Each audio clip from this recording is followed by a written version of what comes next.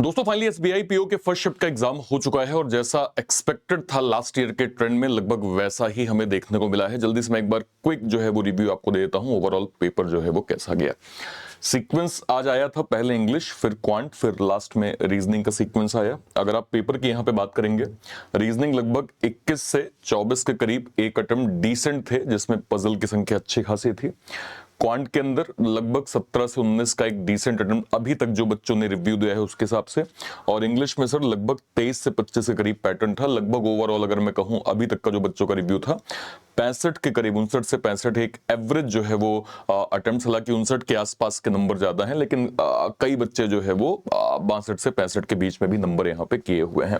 अगर आप पेपर यहाँ पे देखेंगे, आरसी के 2 क्वेश्चंस, देन एरर स्पॉटिंग, मतलब आरसी 2 अलग जो है वो फॉर्मेट में देखने को मिली। एरर स्पॉटिंग, वर्ड जो है वो rearrangement, word swap, para jumble, then phrase replacement, sentence rearrangement, word usages, double fillers, miscellaneous के जो है वो एक क्वेश्चन, टोटल 40 क्वेश्चन देखने को मिला।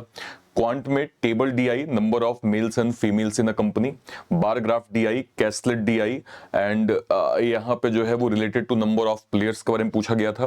क्वाड्रेटिक इक्वेशन के 3 क्वेश्चन थे, अर्थमेटिक के 12 क्वेश्चन थे। ये आपका टोटल जो है वो 30 नंबर का क्वांट का पेपर हो गया। अब बात कर लेते हैं जो है वो किसकी, रीजनिंग की। अगर आप सिंपल यहाँ पे रीजनिंग को देखेंगे, रीजनिंग एज एक्सपेक्टेड पैटर्न जो हम लोगों ने अर्लियर ट्रेंड में भी देखा था, अगर मैं आपको यहाँ पे दिखा पाऊं तो जस्ट अ वेट,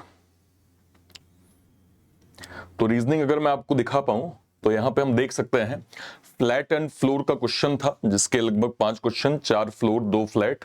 मीनिंगफुल का एक सवाल था, पेयर फॉर्मेशन का एक सवाल था, सिलेक्शन बेस्ड आपका जो है वो 11 क्वेश्चन का सीक्वेंस था, month based plus variable consecutive month के 5 क्वेश्चन थे, पोस्ट बेस्ड मतलब डेजिग्नेशन 7 पोस्ट प्लस वेरिएबल यहां पे पूछा गया था, सर्कुलर सेटिंग जिसमें 8 लोग थे, some people inside some people outside थे, और उसके बाद कंपैरिजन बेस्ड आपका 3 क्वेश्चन था। तो ओवरऑल अगर आप देखेंगे तो पजल अगेन हमें अच्छी खासी देखने को मिली है और अच्छा खासा वेटेज पजल का एग्जाम में रहा है, क्योंकि जैसा लास्ट ईयर का पैटर्न था जिसमें मोर देन 90% जो है वो पजल आई थी, इस बार अगर आप देखें कंपैरिजन पजल, मीनिंगफुल वर्ड और पेयर फॉर्मेशन, इसके अलावा सब कुछ आप देखें तो पजल ही पजल केवल और केवल एसबीआई पीओ में भरा हुआ था।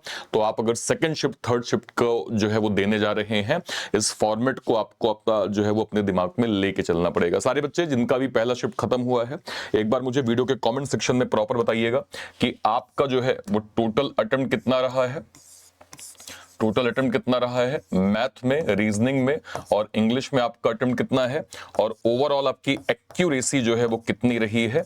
ये आप लोग वीडियो के कमेंट सेक्शन में जरूर से जरूर बताइएगा, ठीक है सर। ओके, सेकंड जो है वो शिफ्ट के लिए गुड विशेस। और भी कोई क्वेरी होती है इस वीडियो के कमेंट सेक्शन में अपनी बात आप जरूर रखिएगा।